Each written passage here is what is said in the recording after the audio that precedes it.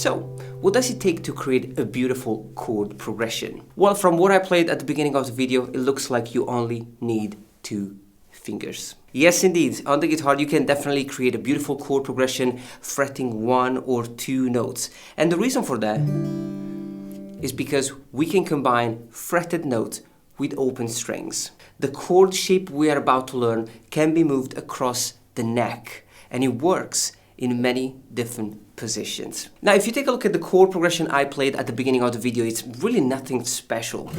C major, F major, A minor, and the G major. We played this chord progression many times. However, I was able to transform these basic chords into something unique. In fact, I played the chords like this.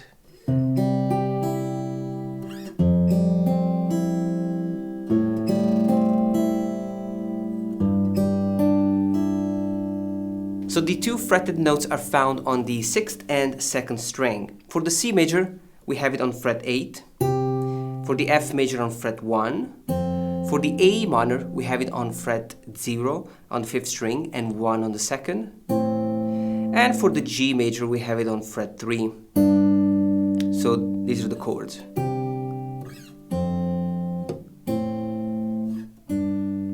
Now let's add some magic to the chords. In fact, playing in the key of C major allows us to add open strings to the chord that work really well with the fretted notes.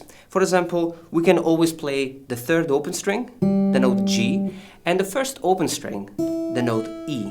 Now, even if you don't know much about music theory, you can implement these 2 strings and instantly create a beautiful sounding chord. Of course, once you have the chord, you can take a moment to analyze the notes and figure out what you're playing. But this is a quite simple approach. You come up with a chord shape and then you try to add a few open strings to see what happens. First chord, beautiful C major, root note C, perfect 5th G, perfect 5th G, and major 3rd E. Second chord, F major 7 sus2, root note F, major 2nd G, perfect 5th C, and major 7th E. For the A minor, a beautiful A minor 7 chord, root note A, minor 7th G, minor 3rd C, and perfect 5th E. And for the G major, we have a beautiful G6 without the 3rd. We're playing root note G, perfect 5th D, and major 6th E. Take a moment to practice the chords. Of course, don't strum all the strings. You just want to pick the 6th, 3rd, 2nd, and 1st string.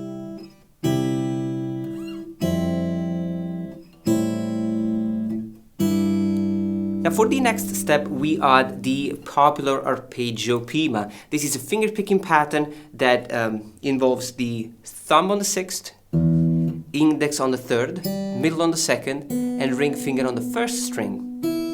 And we play this pattern from thumb to ring.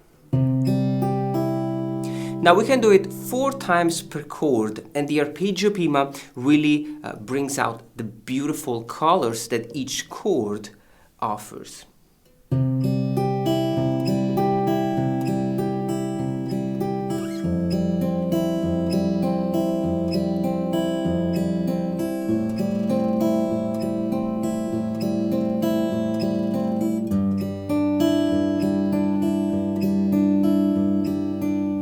Now, as you get comfortable with the chord shapes and the arpeggio prima, you can take it a step further and add a different singing note to each chord.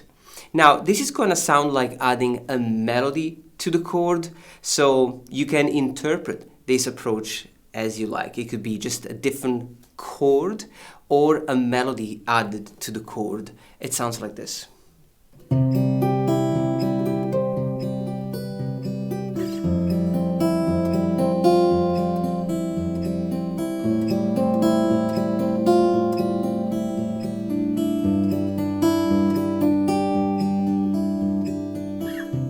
The awesome thing about this approach is that we're still using the same arpeggio prima.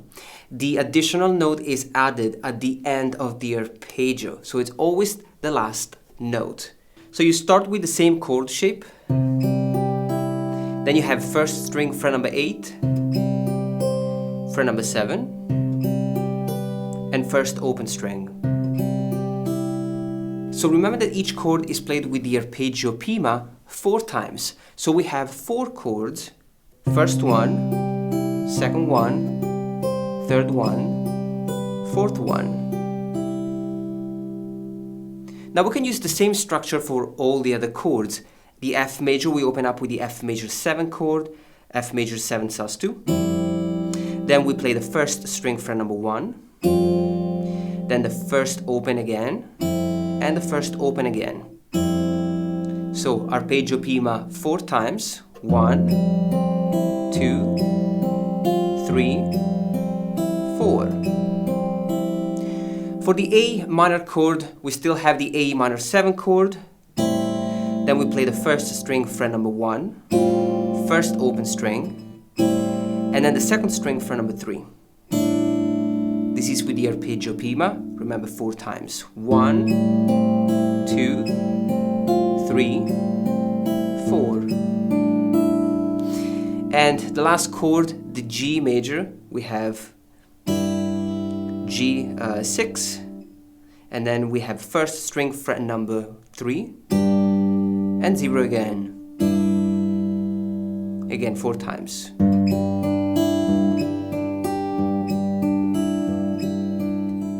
When we put the whole thing together, let's do it slightly faster.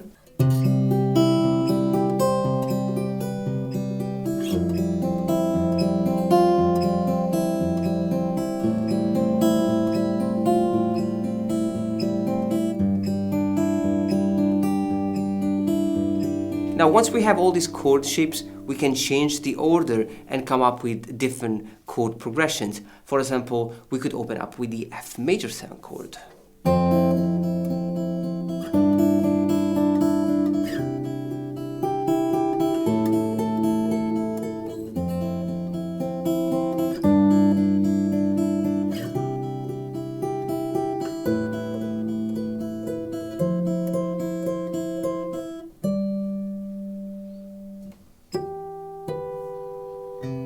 Same concept, F major with fret 1, G major with fret 3, C major with fret 8, and for the A minor we have 0 and fret number 10 on the second string. Again, F major, G major, C major, and this beautiful A minor with a major 9, so it's 0 and 12.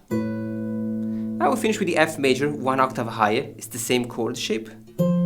So it's 13 and 15 for the G major. Now since we're playing a different chord progression, let's change the finger picking pattern. We are playing thumb and index on the 6th and the 2nd string, and the middle finger on the 1st string. And then we keep going with the alternate plucking. So we add the first open string to each chord shape. F, G, C, A minor, F, G, C, A minor, F. You can pluck the G 1 time. We are at the end of this instrumental. Pluck it 1 time, and then 2 natural harmonics on 3rd and 2nd string fret 12. And we finish with the C on fret 3. Simple yet interesting concept. I hope you enjoyed this lesson. Let me know if you like it in the comment section down below, and keep experimenting with beautiful chords. Start simple, 1, max 2 fretted notes, and then add open strings. Have a nice rest of the day, and I'll see you next time.